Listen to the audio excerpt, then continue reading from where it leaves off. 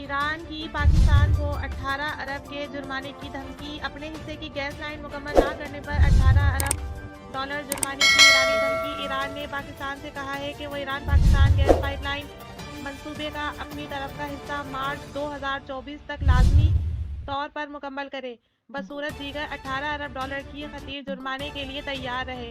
वजारत तवानाई के अहदेदार के मुताबिक तेहरान हकाम ने 3 हफ्ते कबल ईरान का दौरा करने वाले पाकिस्तानी हकाम के वफद को भी इस बात से आगाह किया था। वाज़ह रहे कि ईरान पाकिस्तान गैस पाइपलाइन जैसे इब्तदाई तौर पर IPI मंसूबा कहा गया था 90 की दहाई का मंसूबा है।